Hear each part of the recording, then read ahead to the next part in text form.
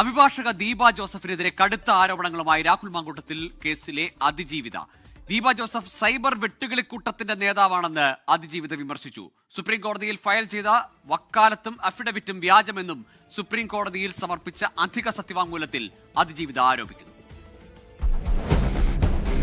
ഒരാളെക്കുറിച്ച് ആരോപണം ഉന്നയിക്കുമ്പോൾ എഴുതി വെച്ചു പറഞ്ഞാൽ മാറിയും മറിഞ്ഞും പോവില്ലായിരുന്നു. പ്രത്യേകിച്ച് സ്ത്രീകൾ പുരുഷന്മാരുടെ കാര്യത്തിൽ പീഡനം ആരോപിക്കുമ്പോൾ ഒത്തിരി പേരെ പരിചയമുള്ള പെണ്ണുങ്ങൾ പ്രത്യേകിച്ച് ഏതെങ്കിലും ഓർമ്മക്കുറിപ്പുകളുടെ സാങ്കേതിക ഉപകരണം കയ്യിൽ സൂക്ഷിക്കുക. എൻ്റെ ഭർത്താവും അപ്പനും മകനും സഹോദരനും കൂട്ടുകാരും അടങ്ങുന്ന പുരുഷന് രക്ഷപ്പെടാൻ ഒറ്റ വഴിയേ ഉള്ളൂ. ഇളിച്ചു കാണിക്കുന്ന പെണ്ണിൻ്റെ പുറകെ പോകാതിരിക്കുക. കേട്ടിട്ടില്ലേ, എയ്ഡ്സ് പകരില്ല, അങ്ങനെ എന്നാൽ എയ്ഡ്സ് രോഗിയുടെ കൂടെ കിടക്കാം, പക്ഷേ കിടക്കുകയേ ആകാവൂ എന്ന് വെച്ചാൽ ആരോ ഇൻ്റർവ്യൂവിൽ പറഞ്ഞതുപോലെ മുറിയെടുക്കുന്നത് വെറുതെ ഒന്ന് ഹഗ് ചെയ്യാനോ ചുമ്മാതെ ഒന്ന് മുട്ടിയിരിക്കാനോ പിന്നിൽ കണ്ണിൽ നോക്കിയിരിക്കാനോ ഒക്കെ ആണെന്നാണ് പുതിയ ഭാഷ്യം. പണ്ടൊക്കെ ഇങ്ങനത്തെ കാര്യങ്ങൾക്ക് ആണുങ്ങളായിരുന്നു ഇനീഷ്യേറ്റീവ് എടുത്തിരുന്നതെങ്കിൽ ഇന്ന് പെണ്ണുങ്ങളാണ് ആണിനെ നിർബന്ധിക്കുന്നത്. എൻ്റെ പുരുഷ സുഹൃത്തുക്കളായ പലരും തങ്ങളുടെ അനുഭവം പങ്കുവെച്ചത് ഓർക്കുകയായിരുന്നു. അല്ല, ഞാൻ ഓർക്കുന്നു. ഇന്നത്തെ ഇങ്ങനെ നടക്കുന്നവരുടെ വീട്ടിൽ ഇതൊന്നും ചോദിക്കാൻ ആരുമില്ലേ? ചില കേസുകളിൽ അപ്പന്മാർ ചൂട്ടുപിടിച്ച് കൊടുക്കുന്നതും കാണാം. നാട്ടുകാർക്ക് ചോദിക്കാൻ അവകാശമില്ല. പിന്നെ അത് വേറൊരു പീഡനമാകും, അല്ലെങ്കിൽ ആക്കും. ഇന്ന് ഏതെങ്കിലും ഒരുത്തൻ്റെ എന്നല്ല, പ്രശസ്തരായ ആരുടെയെങ്കിലും കൂടെ ഒന്ന് കിടക്കണം, പറ്റിയാൽ ഒരു ഗർഭം, സമയം പോലെ ബ്ലാക്ക്മെയിൽ ചെയ്യാൻ ഒരു അബോർഷൻ, അല്ലെങ്കിൽ തെളിവിൻ്റെ ബലത്തിനായി ഭ്രൂണം പോലും കയ്യിൽ വെക്കുന്ന രീതി. സത്യത്തിൽ ഒരു ജീവനോട് കാണിക്കുന്ന നെറികേടിന് ഒരു മനുഷ്യാവകാശ പ്രസ്ഥാനവും ശബ്ദമുയർത്തി കണ്ടില്ല. ഒരമ്മക്കും ഇതൊന്നും ചെയ്യാൻ കഴിയില്ല. മനുഷ്യ മനസാക്ഷിയെ മരവിപ്പിക്കുന്ന സംഭവങ്ങളാണ് അരങ്ങേറുന്നത്. ഉദരത്തിൽ ഉരുവായ കുഞ്ഞിനെ കശാപ്പ് ചെയ്യുന്ന രീതികൾ നിർത്തലാക്കണം. പെൺകുട്ടികൾക്ക് മാതാപിതാക്കൾ നല്ല പാഠം പഠിപ്പിച്ചു കൊടുക്കണം. വിവാഹിതരായ സ്ത്രീകൾ ഭർത്താവിനെ ഉറക്കിക്കിടത്തിയിട്ട് അവിഹിതത്തിനു പോകുമ്പോൾ ശ്രദ്ധിക്കുക. കുടുംബം അതാണ് ഈ ലോകത്തിലെ സ്വർഗം. എന്തായാലും കുറേ നീണ്ട എപ്പിസോഡ് കഥകൾ മീഡിയക്ക് മുന്നിൽ വേണ്ട എന്നുണ്ടെങ്കിൽ പുരുഷ സുഹൃത്തുക്കൾ സൂക്ഷിക്കുക. വീശുന്ന കാറ്റെല്ലാം ശീതക്കാറ്റല്ല എന്ന് ഇനിയെങ്കിലും തിരിച്ചറിയുക. ഉള്ള പേര് പോയാൽ ഒരായുസ് മുഴുവൻ കഷ്ടപ്പെട്ടാലും ഒന്നും തിരികെ കിട്ടില്ല. ധനം, മാനം, സമയം എല്ലാം പോയി പോകും, കൂടെ നല്ല സൗഹൃദങ്ങളും. സൂക്ഷിച്ചാൽ ദുഃഖിക്കേണ്ട. കോടതിയും പോലീസും ഒക്കെ നിസ്സഹായരാണ് നിങ്ങളുടെ നീതി നടത്തി തരുന്ന കാര്യത്തിൽ. സത്യം ചെരിപ്പിട്ട് വരുമ്പോഴേക്കും കള്ളം ഉലകം ചുറ്റി തിരികെ വന്നിട്ടുണ്ടാകും. അഡ്വക്കേറ്റ് ദീപ ജോസഫ് ഇന്ന്, അതായത് നമ്മളിപ്പോൾ സംസാരിക്കുന്നതിൻ്റെ ഒരു 15 മണിക്കൂർ മുമ്പ്, സാങ്കേതികമായി പറഞ്ഞാൽ ഇന്നലെ എന്ന് വേണമെങ്കിൽ പറയാം, അതല്ലെങ്കിൽ ഇന്ന് വെളുപ്പാങ്കാലത്ത് എന്ന് വേണമെങ്കിലും പറയാം. 15 മണിക്കൂർ മുമ്പ് എന്നാണ് പറയുന്നത്. അതായത് ഞാനിപ്പോൾ സംസാരിക്കുന്ന സമയം 3:13 പിന്നോട്ട് പോയി കഴിഞ്ഞാൽ രാത്രി 12 മണി എന്ന് പറഞ്ഞാൽ സാങ്കേതികമായിട്ട് ഇന്ന് തന്നെ എന്ന് വേണമെങ്കിൽ കൂട്ടാം. എന്താണെങ്കിലും ഈ 15 മണിക്കൂർ മുമ്പ് ദീപ ജോസഫ് ഇങ്ങനെ ഒരു കുറിപ്പ് കൂടി വീണ്ടും പങ്കുവെക്കുന്നുണ്ട്. ഇപ്പം ദീപ ജോസഫിനെതിരെ ഒന്നാമത്തെ പരാതിക്കാരി സുപ്രീം കോടതിയിലെത്തിയിരിക്കുന്നു. ഈ വാർത്തകൾ നിങ്ങളൊന്ന് ശ്രദ്ധിച്ചു നോക്കുക. ഈ വാർത്തകൾക്ക് കേരളത്തിലെ വേശ്യാ മാധ്യമങ്ങൾ നൽകുന്ന തലക്കെട്ട് എന്താണെന്നറിയാമോ? രാഹുൽ മാങ്കൂട്ടം കേസിലെ ഒന്നാം പരാതിക്കാരി സുപ്രീം കോടതിയിൽ. ഈ പരാതിക്കാരി സുപ്രീം കോടതിയിൽ പോയതെന്താ? രാഹുൽ എന്നെ പീഡിപ്പിച്ചു എന്ന് പറയാനാണോ? അല്ല, ബലാത്സംഗം ചെയ്തു എന്ന് പറയാനാണോ? എന്നെ ഗർഭിണിയാക്കി എന്ന് പറയാനാണോ? അല്ല, നിർബന്ധിച്ചു, അബോർഷൻ ചെയ്യിപ്പിച്ചു എന്ന് പറയാനാണോ പരാതിക്കാരി സുപ്രീം കോടതിയിൽ പോയത്? അല്ല. പിന്നെ എന്തിനാ പോയത്? അഡ്വക്കേറ്റ് ദീപ ജോസഫ്, സുപ്രീം കോടതി അഭിഭാഷകയായിട്ടുള്ള അഡ്വക്കേറ്റ് ദീപ ജോസഫ് നിരന്തരമായിട്ട് തനിക്കെതിരെ അധിക്ഷേപങ്ങൾ ഉയർത്തുന്നു എന്ന് പറഞ്ഞാൽ ആരും മിണ്ടരുത്. ഞാൻ പറയുന്നത് നിങ്ങൾ വെള്ളം തൊടാതെ വിഴുങ്ങണം. ആരെങ്കിലും ചോദിച്ചാൽ ഞാൻ സുപ്രീം കോടതിയിൽ പോകും. ആരെങ്കിലും എന്തെങ്കിലും പറഞ്ഞാൽ ഞാൻ ഹൈക്കോടതിയിൽ പോകും. ആരെങ്കിലും എന്തെങ്കിലും പറഞ്ഞാൽ ഞാൻ മുഖ്യമന്ത്രിക്ക് പരാതി കൊടുക്കും. ആരെങ്കിലും എന്തെങ്കിലും എന്നെ വിമർശിച്ചാൽ ഞാൻ DGPക്ക് പരാതി കൊടുക്കും. ഇതാണ് ഇപ്പോഴത്തെ ഒരു ലൈന്.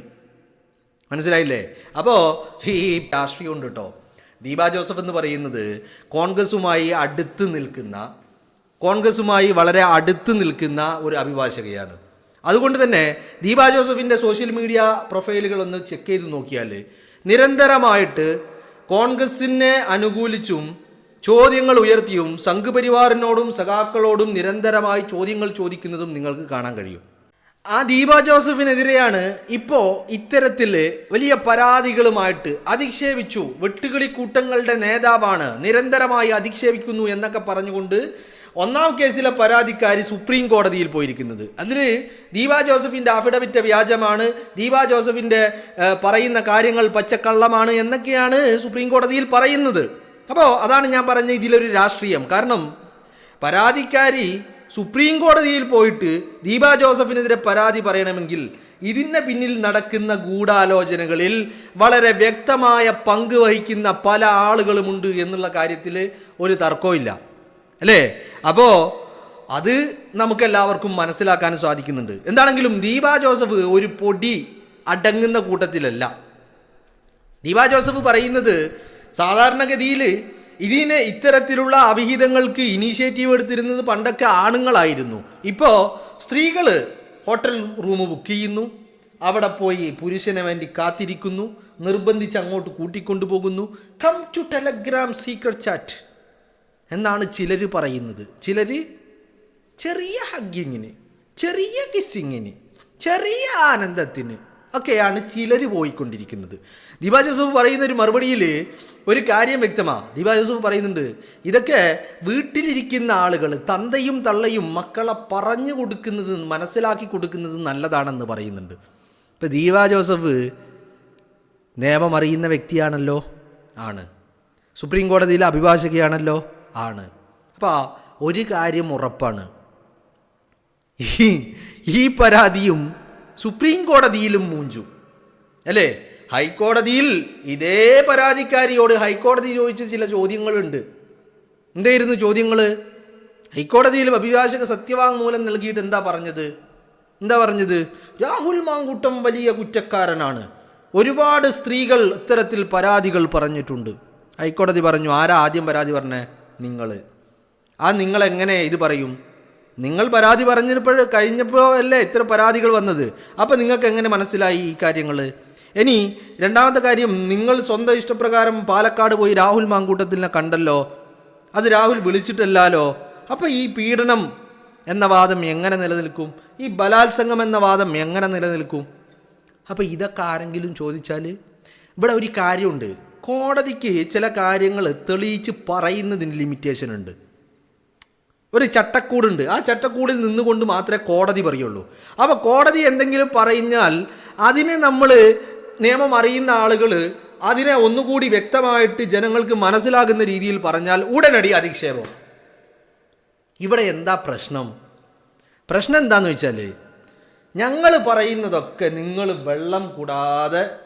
വെള്ളം തൊടാതെ വിഴുങ്ങണം. പക്ഷേ തിരിച്ചൊരു ചോദ്യമോ തിരിച്ച് വല്ല സംശയമോ അല്ലെങ്കിൽ എന്തെങ്കിലും വിമർശനമോ നടത്തിയാൽ ഉടനടി ഞങ്ങൾ കോടതിയിൽ പോകും. എന്താ പ്രശ്നം? കാരണം ഞങ്ങളെ പരാതിയുടെ നിലനിൽപ്പിനെയാണ് നിങ്ങൾ ചോദ്യം ചെയ്യണേ. പരാതി നിലനിൽക്കുന്നില്ലെങ്കിൽ പിന്നെ രാഹുൽ എങ്ങനെ കുറ്റക്കാരനാക്കും? രാഹുൽ എങ്ങനെ ക്രൂരനാക്കും? രാഹുലിനെ എങ്ങനെ ലൈംഗിക വൈകൃതമുള്ളവനാക്കും? അയാളെ എങ്ങനെ ഒരു പെണ്ണുപിടിയനാക്കും? ഇതൊന്നും നടക്കൂല. ഇത് നടക്കണമെങ്കിൽ എന്ത് വേണം? കോടതി പറയണം, ഈ പറയുന്ന പരാതി അംഗീകരിക്കണം കോടതി. ഇന്ന് വരെ ഈ 3 പരാതി, ആകെയുള്ളത് 3 പരാതിയാണ്. ഈ 3 പരാതി കോടതി അംഗീകരിച്ചിട്ടുണ്ടോ? ഇല്ല. അപ്പോൾ ചോദ്യങ്ങൾ ചോദിക്കരുത്. പിന്നെ വേറൊരു കാര്യം കൂടിയുണ്ട്. ഇപ്പോൾ ഈ 3 പരാതിയിൽ നിങ്ങൾ നോക്കിയേ, കേരളത്തിലെ വേശ്യാ മാധ്യമങ്ങൾ നമ്മളോട് പറയുന്നത് എന്താ? പരാതിയിലുള്ള കാര്യങ്ങൾ, ആ പരാതിയിലുള്ള കാര്യങ്ങളെ ഒന്നും കൂടി പൊടിപ്പും തുങ്ങലൊക്കെ വെച്ച് ഈ പറയുന്ന മാധ്യമങ്ങളുടെ, വേശ്യാ മാധ്യമങ്ങളുടെ ഇൻട്രസ്റ്റിനനുസരിച്ച്, അവരുടെ താല്പര്യങ്ങൾക്കനുസരിച്ച് അതിനെ ഒന്നുകൂടി പർവ്വതീകരിച്ചിട്ട് നമ്മളോട് പറയും. എന്നാൽ ഈ പരാതി കണ്ട കോടതി പരാതിക്കാരിയോടും രാഹുലിനോടും എന്ത് ചോദിക്കുന്നു എന്നതിനെക്കുറിച്ച് ആരെങ്കിലും പറയുന്നുണ്ടോ? പറയില്ല. എന്താ കാര്യം? അത് പറഞ്ഞ ഈ അജണ്ടകൾ പൊളിയും. അത് പറഞ്ഞ രാഹുൽ നിരപരാധിയാണെന്ന് മനസ്സിലാകും, ജനത്തിന് മനസ്സിലാകും. ഈ പരാതിയുടെ കാമ്പെന്താണെന്ന് ജനം മനസ്സിലാക്കും. അതുണ്ടാവാൻ പാടില്ല. അപ്പോൾ മാധ്യമങ്ങൾ എന്താണെങ്കിലും കോടതി പറയുന്നത് പറയാൻ തയ്യാറല്ല. പിന്നെ ആരാ പറയുന്നത്? ഈ കോടതി നടപടികളും കോടതിയുടെ വാദങ്ങളും ഒക്കെ അറിയുന്ന ആളുകൾ ഇത് പറയുമ്പോൾ, മാധ്യമങ്ങൾ പറയാത്ത കാര്യങ്ങൾ അവർ പറയുമ്പോൾ ഇത് ജനങ്ങളിലേക്ക് എത്തുക. അങ്ങനെ എത്തുമ്പോൾ എന്താ സംഭവിക്കുന്നത്? ഒരു ഭാഗത്ത് രാഹുലിനെതിരെയുള്ള മാധ്യമങ്ങളുടെ പ്രപ്പഗണ്ട ജനങ്ങളിലേക്ക് വരുന്നുണ്ട്.